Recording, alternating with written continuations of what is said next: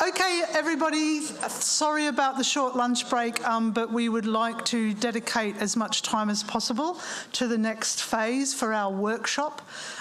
So this is aimed at doing a gap analysis, identifying some research priorities for coronaviruses, and it's going to be hosted by STAR IDAZ representative Valeria and also USDA gap analysis expert, as far as I'm aware, because I started off doing these with you, Cyril, many years ago from USDA. Thank you, Valeria and Cyril. Thanks.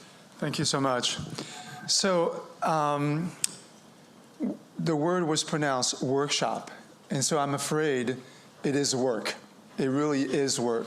But the value of making this extra effort after the last couple of days where we shared a lot of information is that for the research community, the identification of these gaps are really critical. And I want to premise this by emphasizing a key point.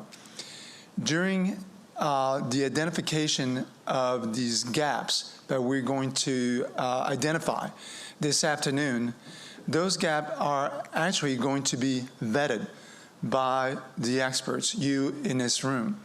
And so for funders of research, that's critically important, because as individual scientists in your respective institutions, you know that you're dependent, whether you're working and have access to intramural funds or extramural funding. Funders want to know whether they're going to get a return on their investment. What is the value? What is the purpose? What is the relevance of this research that you're going to conduct? So over the years, my job, by the way, for those that don't know, I have 9 laboratories in the US that work specifically on animal health. And this is Agricultural Research Service. And one of my job, you know, it's directed research, is to tell our scientists what to work with. And as you know, no one likes to be told what to do. So I have to be very smart in trying to convince my scientists that you are going to do X, Y, and Z. And the way that I do it is many years ago, I started this concept of doing gap analyses around key issues and bringing the world experts and identify together, well, what are the most pressing research gaps? How can we prioritize them? And then importantly, what comes out of that is inevitably no one institution has enough resources to actually work together, which makes sense, but if we can work together, we can actually accomplish more. So actually that led to some organizations that you may have heard of, such as the GFRA. How many of you know what the GFRA is? Thank you. The Global Foot and Mouth Disease Research Alliance. Subsequently to this, we launched the GARA, which is the Global African Swine Fever Research Alliance. And what that ended up is STAR IDAZ, which was initially led by Alex Murrow in the UK, at a DEFRA, at a meeting after I gave a presentation. He said, you know, we really need to do this for the entire animal health. Long story short, that led to what we have today, where we started out with the UK network, where now it's an international network around coronaviruses. So I think you get the idea. If you look at the GFRA or the GRA website, you will see how tremendously impactful this has been. And so we want to support this important network going forward under the STAR IDAZ umbrella. And the identification of these research priorities that we're going to discuss today is really going to be critical for the success of the network going forward. So enough said. I'm sorry, it is word, but I think you will all benefit, as you will see in the future, from what comes out of this meeting. So what I'd like to do is turn it over to Valeria, who is going to be our taskmaster, and she's very well organized, and she's been planning this now for a long time and has communicated with several of you in trying to organize this afternoon's meeting. It's going to be very short. Usually, by the way, my gap analysis lasts 3 days, and we're going to do this in 2 hours, so it's going to be challenging, but it's well organized. Valeria, please, the floor is yours. Thank you. Thank you, Cyril, for this introduction. He said already everything, and it's just my job now to bring you inside the work that we are going to do. If I can, thank you very much. So I will introduce a little bit of what we are going to do now, the gap analysis workshop, but before going there, I need to provide you a little bit of background on how we are going to utilize the work that you're going to do so that you can be focused on the results. So we'll provide you shortly a background of IDAZ International Research Consortium for Animal Health. I will describe you a little bit what are our research roadmap, and then I will explain you the World Cafe workshop that we are going to conduct together. So IDAZ stands for Global Strategic Alliance for the Coordination of Research on the Major Infectious Disease of Livestock on Animal and Zoonosis. The aim is, of course, to improve coordination on research activities on the major infectious disease of livestock to speed up the delivery of control methods. As you can see in this map, there are in dark blue 20 countries where are located our 30 partner organizations, and in light blue instead we have 55 around associated countries. Only the dark blue country, they are moving 2.5 billion of research investment. Here are our partners. These partners get together in this strategic alliance, in this network actually, trying to work together, agreeing delivery targets, agree to coordinate funding and align funding over the delivery target, and agree to share research results as much as possible, because we know that there is the intellectual property right. So these funders put together a minimum of $10 million US over a 5-year period over the agreed priorities. Of course, we are interested on research all along the pipeline, because all the research is important. Yes, Cyril, this is your slide. To produce countermeasures for diagnostic, vaccine, therapeutic, and scientific information. So IDAZ work around over 30 priority disease, infectious, and issues to produce candidate vaccine, diagnostics, therapeutics, and other kind of information that can be used for risk analysis and disease control.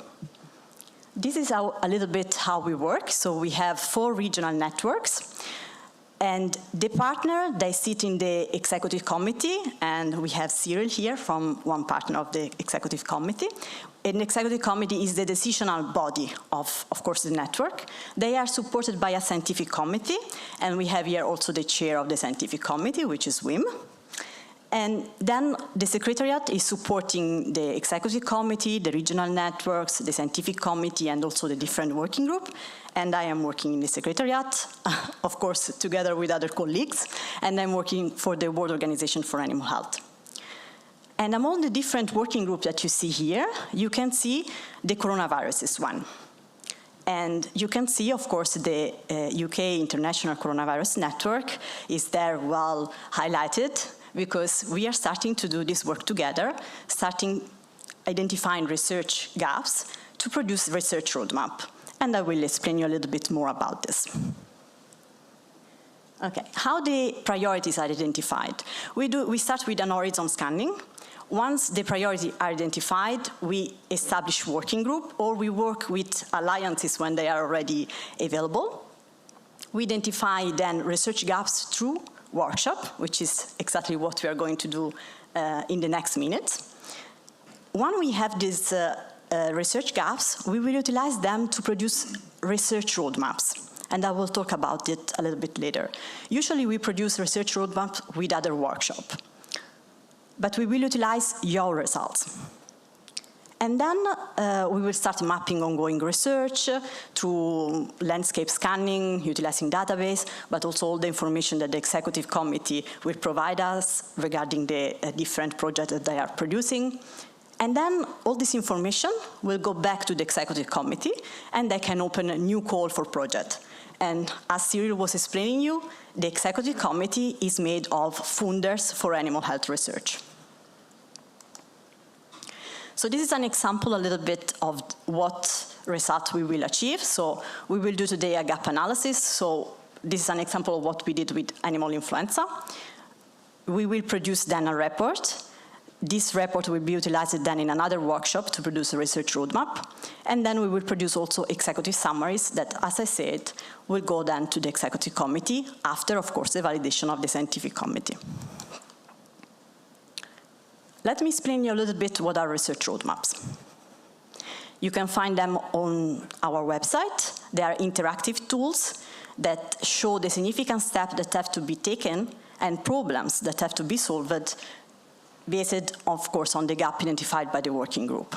We have a roadmap for development of disease control strategies, for development of diagnostic tests, for development of candidate vaccine, and also for development of therapeutics for different diseases. So this is an example of the control strategy research roadmap.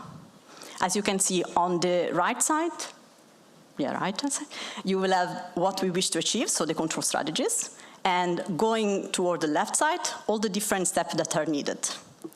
These are a little bit structured the same for all the disease, but then what is different is what is inside each of that box, which are the research needs. This is the one for vaccine development, and as you see, there are different kinds of vaccine, of course, that can be developed. And this is the one for diagnostic tools. So what is inside each box? There are the research questions, so what is the problem that we are trying to solve? The challenges, why this problem hasn't been solved before? Which are the solution rules? So which kind of research do we need to do to resolve these challenges? And then the dependencies, and then, of course, the list of the project. Now, do you have any question now on StarIDAZ on the research roadmap, or can proceed with what we need to do? Okay, I will proceed. Okay, we are now starting the gap analysis workshop. We will utilize a word cafe method. This means that there are going to be different tables, 3 tables per each room, actually, and you will have 3 rounds of conversation of approximately 20 minutes per each room. And there will be one host that is going to be your facilitator. They will have some questions to discuss with you. Finish these 20 minutes, you can go to another table in the room of your choice. There will be one person in the room that will help in keeping the time, which is going to be me, Mie, and Jill, which are not here, but hopefully they will be in the room.